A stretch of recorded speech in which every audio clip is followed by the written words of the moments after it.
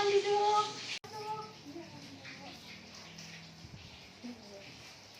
Oke, silakan duduk. Oh, di luar panas sekali ya. Kamu kesini naik apa tadi? Kebetulan saya naik motor, Bu. Wah, hebat sekali naik motor. Terima kasih ya sudah menyempatkan waktunya untuk datang ke tempat saya. Baik, sebelum kita memulai sesi konseling ini, alangkah baiknya kita perkenalan dulu ya. Nama kamu siapa? Nama saya Desi. Nama kamu Desi. Salam kenal ya Desi. Perkenalkan juga nama saya Saskia Putrista, biasa dipanggil Sas atau Saski atau apapun itu. Kamu boleh bebas memanggil saya apa aja. Kamu ada nama panggilan khusus? Atau udah ada? Emang Desi aja. Kak Desi. Oke, saya memanggil kamu berarti Desi ya.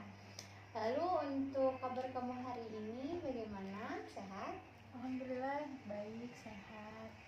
Tapi sebenarnya belakangan ini saya lagi kebingungan gitu. Oh, sedang kebingungan ya. Jadi dalam konseling ini kita nanti akan membahas mengenai kebingungan apa yang sedang kamu hadapi saat ini ya. Untuk konseling, apakah kamu udah pernah melakukan sesi konseling kayak gini atau ini yang pertama kali untuk kamu? Belum, kebetulan ini yang pertama kali. Oke, jadi saya akan menjelaskan dulu ya konseling itu seperti apa karena ini merupakan konseling pertama kamu ya. Iya, betul. Oke, jadi konseling adalah proses di mana saya sebagai konselor mencoba untuk membantu kamu ataupun orang lain yang memiliki masalah untuk memahami masalahnya ataupun mengatasi masalahnya. Di sini dalam konseling kamu bisa menjadikan tempat yang aman untuk kamu berbagi cerita, mengungkapkan perasaan kamu, kekhawatiran kamu, ataupun emosi kamu dan masalah-masalah kamu kepada saya. Dan kamu tidak perlu khawatir, saya tidak akan menjudge kamu ataupun menghakimi kamu, menyalahkan kamu karena itu bukan dari bagian, dan saya tidak akan melakukan itu gitu loh. Dan saya di sini juga kamu gak perlu khawatir karena saya di sini menjaga asas kerahasiaan yang kamu sampaikan kepada saya, cerita-cerita kamu atau apapun itu akan saya jaga kerahasiaannya, dan saya juga sudah terikat dalam kode etik dalam melakukan konseling ini. Jadi kamu boleh menceritakan apapun kepada saya siap untuk mendengarkan kamu, memahami kamu, dan juga mencoba kita bersama-sama ya untuk mencari solusi dari masalah yang sedang kamu hadapi saat ini. Bagaimana, sudah mengerti Desi? Mengerti. Oke, jadi sekarang kamu sedang menghadapi kebingungan apa sih kalau saya boleh tahu? Jadi gini Bu, dikit lagi itu kan mau kelulusannya. Nah, saya ini bingung untuk melanjutkan kuliah atau mau langsung ambil kerja gitu. Oh, oke. Jadi bisakah kamu menceritakan lebih detail mengenai keraguan kamu dan kebingungan kamu itu terhadap dua pilihan antara kuliah dan bekerja? Bisa Bu. Jadi kuliah itu merupakan salah satu impian saya sejak dulu. Dengan kuliah juga saya bisa mendapatkan pelajaran yang lebih mudah dan sesuai dengan kemampuan saya atau sesuai dengan passion saya. Tetapi di situasi lain keuangan keluarga saya itu sedang tidak baik-baik saja gitu. Jadi saya juga harus membantu keuangan dengan cara bekerja seperti itu. Saya paham sekali apa yang kamu rasakan. Jadi kamu menginginkan kuliah karena emang itu keinginan kamu dan cita-cita kamu untuk mencapai keinginan kamu di masa depan. Jadi tapi situasi yang saat ini kamu rasakan karena keuangan keluarga kamu, mungkin kamu menjadi lebih bingung gitu ya, sedang sulit untuk berkuliah, dan kamu juga harus bisa membantu keluarga kamu. Saya paham sekali apa yang kamu rasakan. Jadi mungkin saat ini apa sih yang menurut kamu sangat penting bagi kamu, dan sejauh apa kamu sudah berpikir mengenai masa depan dan keraguan-keraguan kamu itu? Saya pernah berpikir untuk mengambil kuliah sambil bekerja. Cuma setelah saya pikirkan lagi, apa saya bisa menjalankan dua aktivitas tersebut secara bersamaan. Apakah saya bisa membagi waktu saya antara kuliah saya dan pekerjaan saya seperti itu. Oke, boleh dilanjutkan ceritanya? Mungkin kamu pernah mencari informasi ataupun apa? Pernah. Ini terjadi dengan teman-teman di sekitar saya sih, Bu. Saya juga pernah baca di sosial media gitu. Ada yang melakukan dua hal itu, yaitu bekerja sambil mengambil kuliah.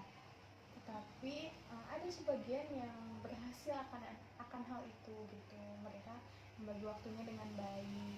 Tetapi ada juga yang mereka akhirnya putus di tengah jalan karena tidak bisa membagi waktu, pekerjaannya terbengkalai dan tugas-tugas kuliahnya tidak terselesaikan gitu. Itu membuat saya makin bingung gitu.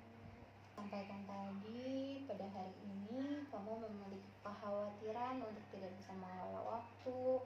Kalau kamu memilih keputusan di antara keduanya, lalu kamu juga karena dua keputusan tersebut kamu belum merencanakan untuk memiliki tujuan, misalnya kuliah di mana, bekerja kerja apa nantinya, kamu belum menentukan tujuan itu ya? Betul. Saya takut keputusan yang saya ambil akan menjadi penyesalan saya di masa depan. Oke, jadi dapat saya simpulkan ya bahwa saat ini kamu sedang mencari solusi atau jalan keluar dari kebingungan kamu. Kamu ingin memilih apa dan bagaimana, dan kamu juga harus membantu keuangan keluarga kamu. Jadi mungkin kita akan merencanakan bagaimana solusi untuk kedepannya ya.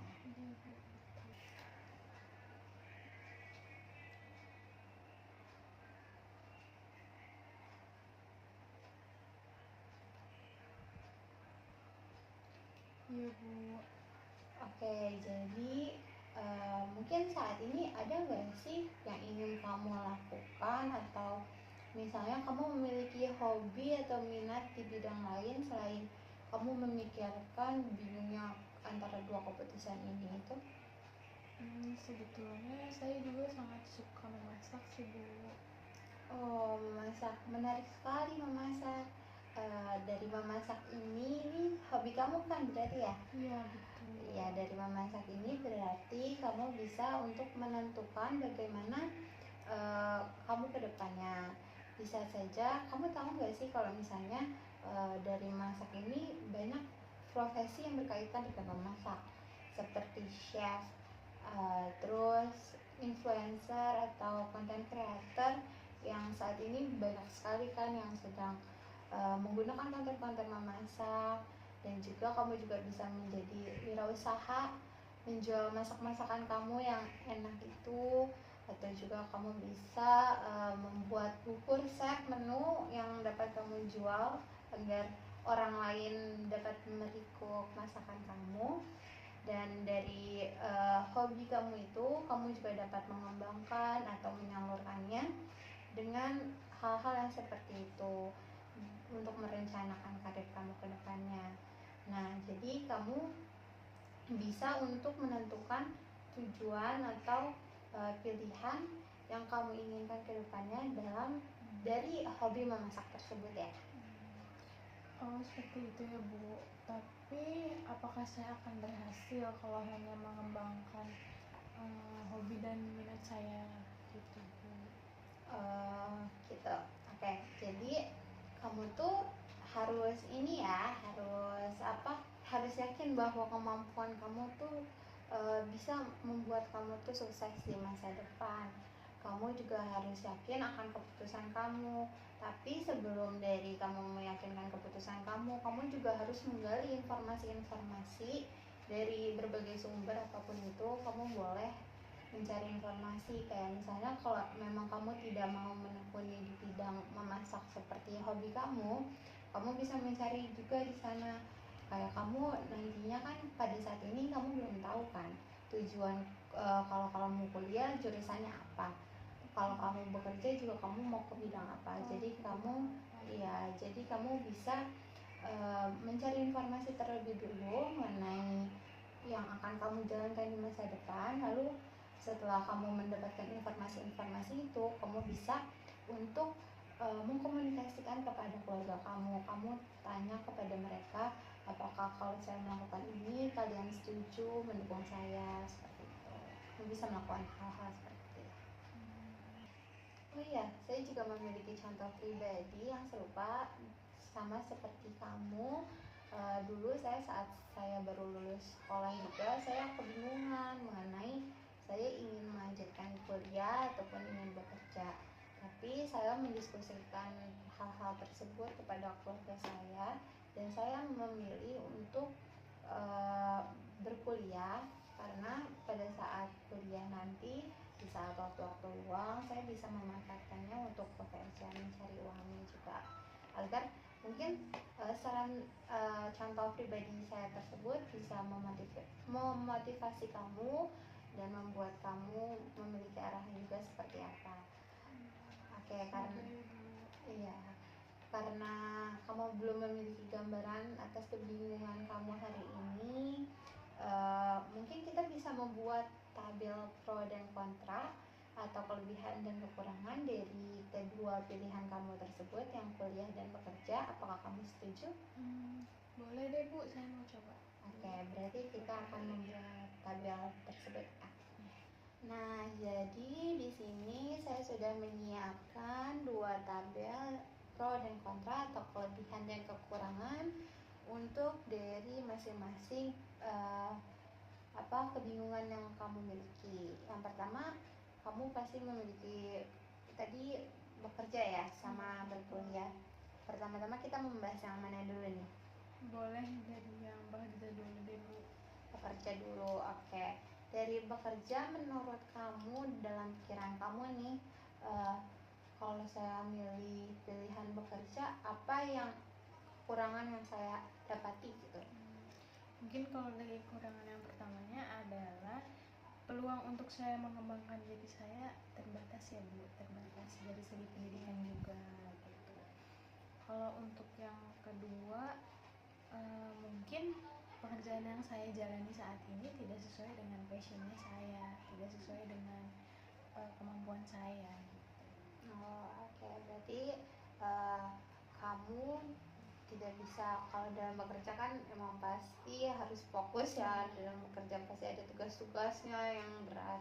Jadi itu ya yang menurut kamu gitu di kekurangannya. Kalau untuk kelebihannya? Kalau untuk kelebihannya dari bekerja itu kan saya jadi memiliki pendapatan sendiri ya Bu. Saya punya penghasilan sendiri, sehingga saya juga bisa memenuhi kebutuhan diri saya dan juga dapat membantu keuangan keluarga saya.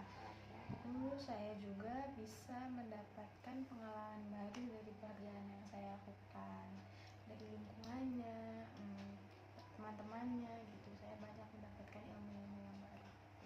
Oke. Berarti yang tadi poin pertamanya, kamu memikirkan bahwa dalam pekerjaan kamu jadi bisa membantu lebih pada keluarga mengenai keuangannya, dan juga mendapatkan pengalaman untuk bekerjanya gitu ya. Oke, jadi itu sendiri. ya betul. Untuk kuliah gimana nih? Kamu kekurangan dan kelebihannya mau yang mana dulu yang kita bahas?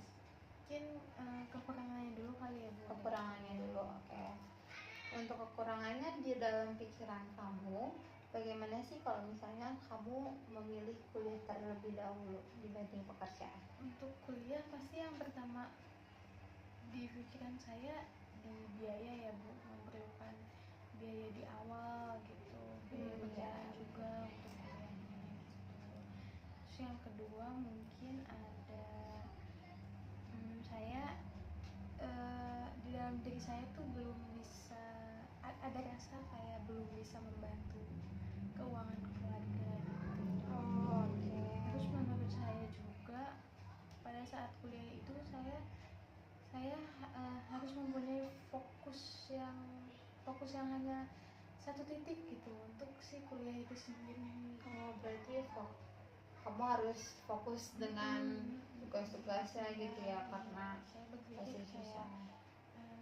saya hanya bisa fokus di satu titik aja gitu. Oke. Lalu untuk dalam pikiran kamu, kelebihan dalam kuliah itu seperti apa sih? Kalau kelebihan kuliah itu sendiri adalah saya dapat mengembangkan pengetahuan saya ya Bu. Terus saya memiliki arahan nih untuk pekerjaan saya bisa menentukan, balik lagi tadi di kekurangan pekerjaan itu saya menemukan kelebihan di kuliah ini, yaitu saya dapat mengenali potensi diri saya sendiri.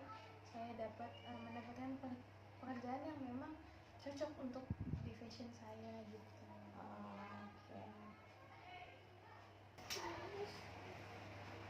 Oke, berarti dari tabel pro kontra dari masing-masing keputusan seperti bekerja dan kuliah yang sudah kita buat, kamu sudah memiliki gambaran kan ya mengenai bagaimana kamu memilih untuk bekerja, apa itu kekurangan dan kelebihannya. Lalu juga tadi kita telah membahas mengenai kuliah, kelebihan dan kekurangannya itu seperti apa saja.